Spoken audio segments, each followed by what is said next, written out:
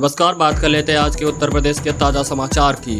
उत्तर प्रदेश में दिल दहला देने वाली घटना सामने आई। अयोध्या के बीकानेर क्षेत्र में एक नवजात बच्चे को काटा हुआ सिर मिलने से इलाके में सनसनी फैल गई है। पुलिस पूरे मामले की गहन जांच में जुटी हुई है। वहीं प्रेम प्रसंग से जुड़ी एक दर्दनाक वारदात में शादी से इनकार करने पर प्रेमी ने अपनी प्रेमिका का गला घोंटकर हत्या कर दी है और फिर खुद फांसी लगाकर जान दे दी। दोनों के शव दुर्गापुरम कॉलोनी में एक बंद कमरे में बरामद हुए हैं। पुलिस मामले की जाँच कर रही है।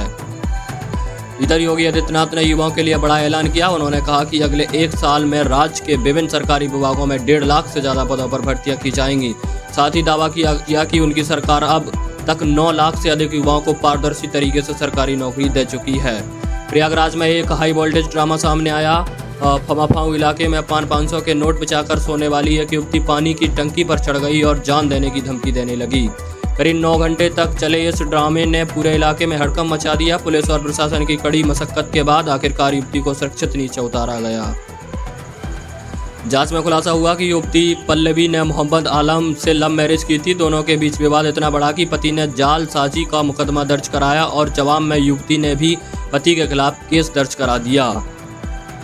अम्बेडकर नगर से एक दिल दहला देने वाली वारदात सामने आई है, जहां एक मां ने अपने ही 4 मासूम बच्चों को बेरहमी से हत्या कर दी। बताया जा रहा है कि पहले बच्चों को झेड़ दिया गया और फिर ईंट और हथौड़े से सिर पर वार कर मौत के घाट उतार दिया। घटना के बाद घर में खून ही खून फैल गया। जांच में सामने आया कि महिला के पति पिछले 4 साल से दुबई में था और वहीं उसने दूसरी शादी कर ली थी। इसी बात से आहत होकर महिला ने इस खौफनाक वारदात को अंजाम दिया। वारदात के बाद आरोपी महिला मौके से फरार हो गई। पुलिस उसकी तलाश में जुटी हुई है। सहारनपुर में चर्चित पिस्टल वाली युवती डबल मर्डर केस में बड़ा खुलासा हुआ है। पुलिस जांच में सामने आया कि भाजपा नेता सुदारस ने ब्लैकमेलिंग और अश्लील वीडियो वायरल करने की धमकी के चलते इस खौफनाक साजिश को अंजाम दिया। बताया जा रहा है कि पहले डूंडा कर्मी विक्रांत की हत्या की गई और उसके बाद युवती राखी को भी बेरहमी से मौत के घाट उतार दिया गया। मामले में करोड़ों के प्लांट विवाद और ब्लैकमेलिंग की बात भी सामने आई। पुलिस ने कार्रवाई करते हुए इस डबल मर्डर केस में 2 आरोपियों को गिरफ्तार कर लिया। भाई योगी आदित्यनाथ ने युवाओं के लिए बड़ा ऐलान किया है। उन्होंने कहा कि इस साल उत्तर प्रदेश में 1.5 लाख से ज़्यादा सरकारी भर्तियां की जाएंगी। इसके लिए अलग अलग आयोग को स्पष्ट लक्ष्य भी दिए गए हैं। मुख्यमंत्री ने साफ कहा कि भर्ती प्रक्रिया पारदर्शी बनाने के लिए सख्त कानून लागू किया गया है। अब धांधली करने वालों को उम्र कैद तक की सजा और संपत्ति जब्त करने के प्रावधान दिए गए हैं। अखिलेश यादव ने भाजपा पर तीखा हमला बोला। उन्होंने कहा कि भाजपा झूठ की सोन पापड़ी बनाती है, जिस पर परत दर परत झूठ चढ़ाया जाता है।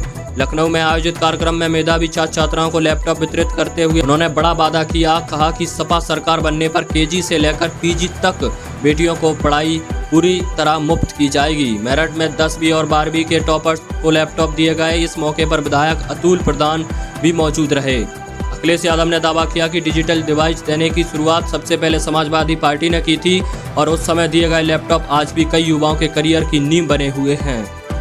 योगी आदित्यनाथ ने युवाओं के लिए एक और बड़ा ऐलान किया। उन्होंने कहा इस साल उत्तर प्रदेश लोक सेवा आयोग के जरिए 15,000 खाली पदों पर भर्ती की जाएगी। सीएम योगी ने दावा किया कि पिछले 9 सालों में उनकी सरकार 9 लाख से ज़्यादा युवाओं को सरकारी नौकरी दे चुकी है और पारदर्शी तरीके से देश की सबसे ज़्यादा नियुक्तियां करने का रिकॉर्ड भी बना चुकी है। उन्होंने भरोसा दिलाया कि इस साल भी बड़े स्तर पर भर्तियां जारी की जाएंगी।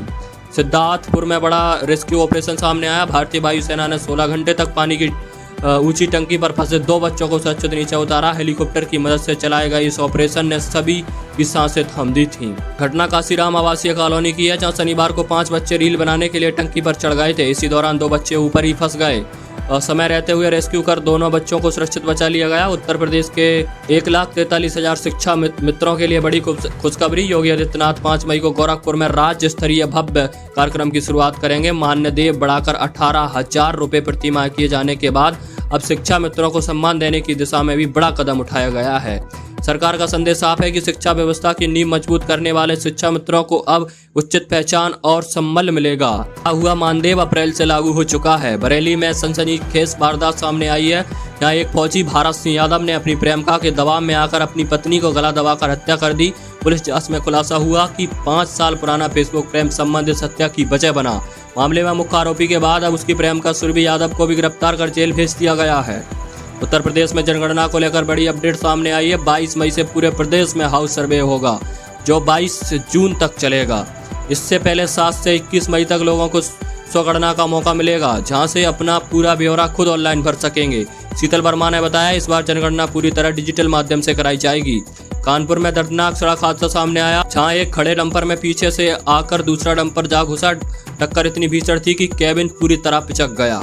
हादसे में ड्राइवर और हेल्पर, जो आपस में भाई बताए जा रहे हैं, केबिन में फंस गए और करीब 3 घंटे तक तड़पते रहे। मौके पर पहुंची पुलिस ने रेस्क्यू ऑपरेशन चलाया, लेकिन दोनों की दर्दनाक मौत हो गई। लखनऊ से दिल को झकझोर देने वाली घटना सामने आई है। औरैया से बेटे को नीट दिलाने आए एक पिता की ट्रेन से चपेट में आकर दर्दनाक मौत हो गई। घटना उस समय हुई जब बेटा परीक्षा केंद्र के अंदर पेपर दे रहा था और पिता पास की रेलवे ट्रैक की ओर चले गए।